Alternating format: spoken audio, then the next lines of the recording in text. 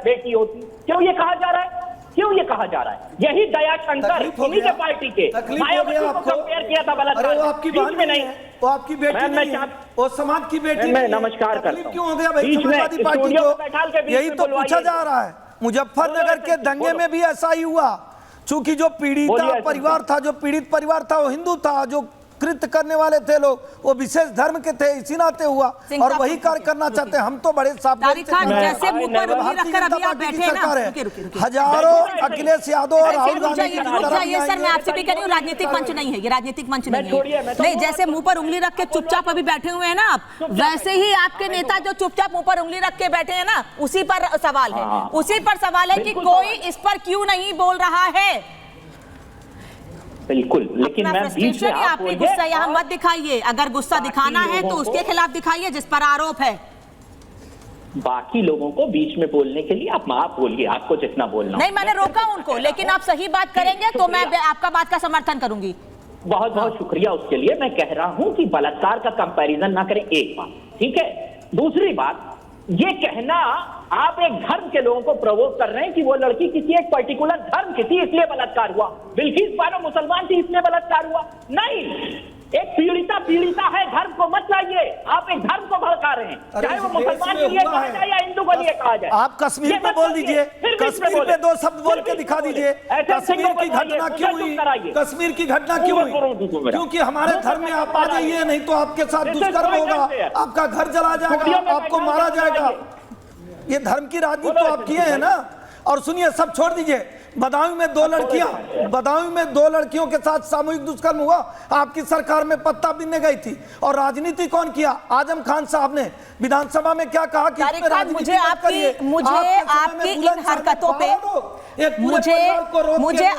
इन हरकतों पे आप अपनी आंख बंद करिए, आप अपना मुंह बंद करिए, आप अपनी नाक बंद करिए, आप अपना चेहरा छिपाइए। मुझे आपकी इन हरकतों पे 1% की सिंपैथी नहीं है। अगर आप ये गुस्सा, मैं बार बार कह रही हूं, अगर आप ये गुस्सा मोहित खान के खिलाफ दिखाएंगे, अगर आप ये गुस्सा उन लोगों के खिलाफ दिखाएंगे जो लोग समर्थन कर रहे हैं मोहित खान का, मैं आपके गुस्से का समर्थन करूंगी। आप एसएन सिंह से बुलवाइए, मुझसे मत बुलवाइए। बोले गुस्सा मत दिखाइए, मुझे कोई फर्क नहीं पड़ता आपके गुस्से का। मुझे इतना बता दीजिए कि डीएनए और नार्को टेस्ट होना चाहिए क्या? मुझे इतना बताइए, क्या डीएनए नार्को टेस्ट होना चाहिए? ये आपकी सरकार। मुझे तो लगता है आपको इस बयान पर ही गुस्सा आ जाना चाहिए था। मेरे राष्ट्रीय अध्यक्ष ने नार्को टेस्ट की बात नहीं की है, हमने डीएनए टेस्ट की बात की है मैम। क्योंकि शिवपाल यादव समाजवादी पार्टी से बाहर है। शिवपाल यादव समाजवादी पार्टी से बाहर है। नहीं बाहर है। हाँ। मैं सिर्फ इतना कह रहा हूं, जो एक्यूज है अगर वो सच में गुनहगार है, 5 दिन में उसको सच में गुनहगार क्या होता है? जब पीड़ित परिवार कह रहा है, तारिक खान, सच में गुनहगार क्या होता है? पीड़ित परिवार झूठ बोल रहा है। समाजवादी पार्टी खड़ी है, हमने एक बार भी पार्टी से नहीं निकाला आज तक। अभी तक मोहित खान समाजवादी पार्टी का नगर अध्यक्ष ही है।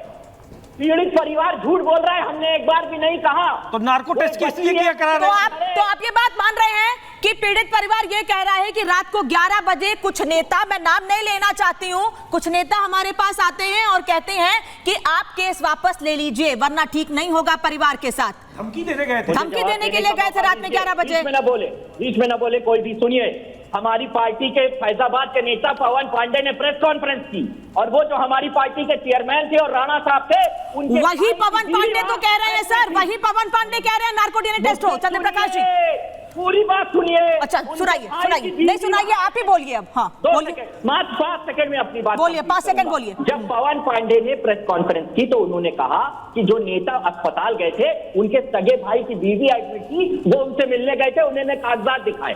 पीड़ित परिवार को धमकाने या कुछ करने नहीं गए थे। पीड़ित परिवार झूठ बोल रहा है ना, वही तो कह रही हूँ मैं कह रहा हूँ उसकी भी जांच करा लीजिए, उसकी भी जांच करा लीजिए। चंद्र प्रकाश जी, उसकी भी जांच करा लीजिए। ठीक है, सब हो जाएगी, सारी जांच हो जाएगी, लेकिन अपना गुस्सा कंट्रोल रखिए बस आप। देखिए, तारिक खान साहब जो गुस्सा दिखा रहे हैं वो उनकी पार्टी, जो चेहरा छुपा रहे हैं ना, उनकी पार्टी की स्थिति वही है। वो बिल्कुल एकदम बिल्कुल वो जैसा उनकी पार्टी की स्थिति होनी चाहिए वैसा ही कर रहे हैं वो।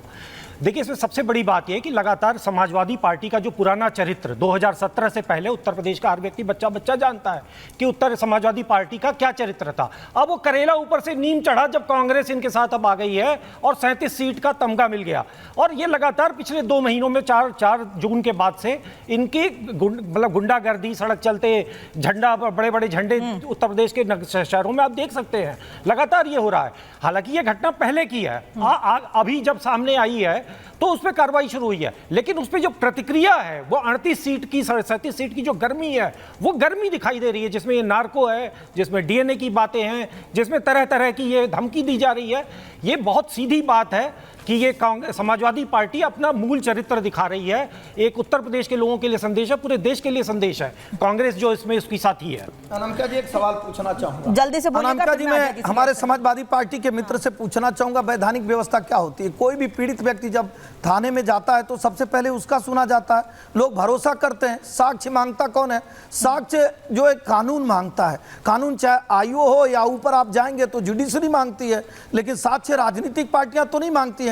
राजनीतिक पार्टियां अपना पक्ष प्रस्तुत करती हैं। जैसे भारतीय जनता पार्टी ने कहा कि पूरी संवेदना के साथ, पूरी शिद्दत के साथ पूरी भारतीय जनता पार्टी न्याय के साथ खड़ी है, पीड़िता के साथ खड़ी है। और भारतीय जनता पार्टी की सरकार में आप देखे होंगे कोई भी पीड़ित व्यक्ति हो उसके साथ न्याय मिलेगा। और समाजवादी पार्टी को भी क्लियर करना पड़ेगा कि आप पीड़िता के साथ खड़े हैं कि दुष्कर्म करने वाले के साथ। तारिक खान, और ठीक बात है। बीजेपी के नेता तो ये कह रहे हैं कि भाई योगी ने तो बुलडोजर चला दिया, समाजवादी पार्टी ने उस शख्स के खिलाफ क्या कार्रवाई की, पार्टी से हटाया। मैं पूरा बीजेपी के जो बलात्कारी हैं उनका नाम याद करके आया हूं, मगर मैं एक बार भी बीजेपी की बात नहीं करूंगा। हम अपनी तरफ से एक बार भी किसी अक्यूज को बचाने की कोशिश नहीं करेंगे और ये मांग करेंगे कि अगर वो आरोपी है, अगर उसने गुनाह किया है, सख्त से सख्त सजा दीजिए और जल्द से जल्द दीजिए। उसको बचाने के लिए मेरे मुंह से एक बार या मेरे पार्टी के नेता से के मुंह से क्यों? अजय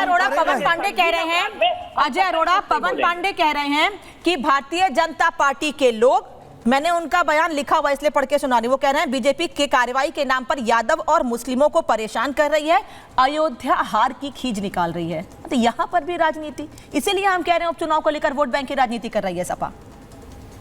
अजय अरोड़ा, देखिए अनामिका जी, अभी अघोषित नेता भारतीय जनता पार्टी के पत्रकार साहब ने बात की, इन्होंने फिर कांग्रेस का नाम लिया, उन्होंने कहा समर्थन है। हमने तो समर्थन जब भी नहीं किया, हमने कुलदीप सेंगर की बात नहीं करूंगा, मैं बनारस की बात नहीं करता, छोड़ो, मैं हाथरस की बात भी नहीं करता, मैं बच्चे की बात करता हूं। जहां हम कर्नाटक की बात कर रहे हैं क्या? हम राजस्थान की चर्चा कर रहे हैं क्या? हम सिखों की हत्या की बात कर रहे हैं क्या? हम कश्मीर की बात कर रहे हैं क्या? हम पश्चिम बंगाल की बात कर रहे हैं क्या? हम केरल की बात कर रहे हैं क्या? हम महिलाओं के साथ दुष्कर्म की बात आज पूछा जा रहा है क्या? मेरे पास के अंदर मैं बोलूंगा, सिंह साहब को करंट लगेगा। मेरी जुबान में ऐसी शक्ति दी है ईश्वर ने, माँ सरस्वती ने, मैं बोलूंगा करंट लगेगा। सर आपकी जुबान में शक्ति, आपकी जुबान में शक्ति, उनको करंट लगे, आप जाने वो जाने। मेरे सवाल का जवाब दे दीजिए। पवन पांडे कह रहे हैं